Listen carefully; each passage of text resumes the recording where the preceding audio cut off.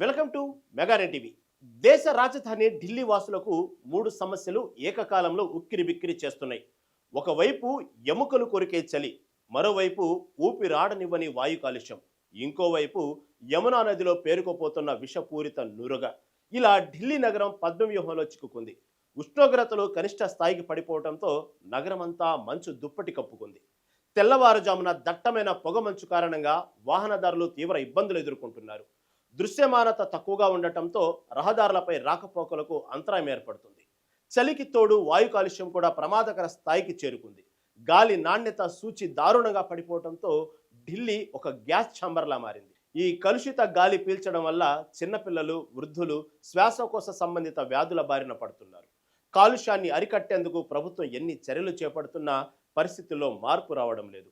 నిర్మాణ పనులపై ఆంక్షలు విధించినప్పటికీ గాలి నాణ్యత మెరుగుపడటం లేదు.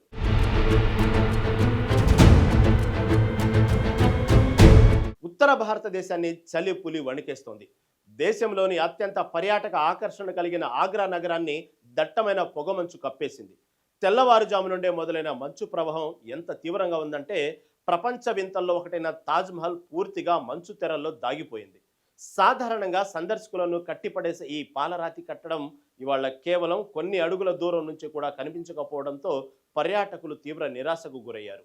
తాజ్మహల్ను వీక్షించేందుకు దేశ విదేశాల నుండి వేలాదిగా తరలివచ్చిన పర్యాటకులకు నిరాశతోనే వెనుదిరిగారు.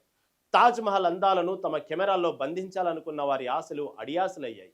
పొగమంచు కారణంగా చుట్టూ అంతా శూన్యం ఆవరించినట్లుగా మారటంతో సందర్శకులు కనీసం ప్రధాన ద్వారం నుండి కట్టడాన్ని కూడా చూడలేకపోయారు. మధ్యాహ్నం వరకు కూడా సూర్యరశ్మి నేలకు తాకకపోవడంతో చలి తీవ్రత విపరీతంగా పెరిగిపోయింది.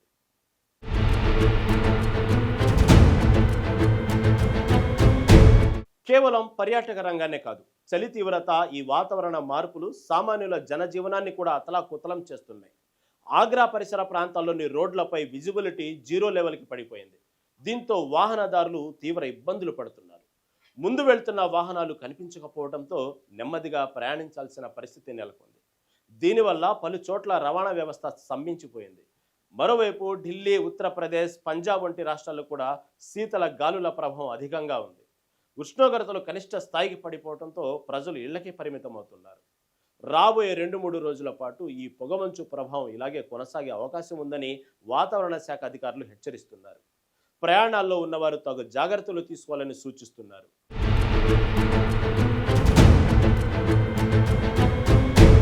మరోవైపు దేశ రాజధాని ఢిల్లీలో యమునా నది కాలుష్యం ప్రమాదకర స్థాయికి చేరుకుంది. నది ఉపరితలంపై పేరుకుపోయిన దట్టమైన తెల్లటి నొరగ ఆందోళన కలిగిస్తుంది. కాళింది కుంజు వద్ద నదీ జలాలు విషపూరిత రసాయనాలతో నిండిపోయి మంచు కొండలను తలపిస్తున్నాయి. పరిశ్రమల నుండి విడుదలవుతున్న వ్యర్థాలు, శుద్ధి చేయని మురుగునీరు నేరుగా నదిలోకి కలుస్తుండటమే ఈ దుస్థితికి ప్రధాన కారణమని పర్యావరణవేత్తలు ఆందోళన వ్యక్తం చేస్తున్నారు.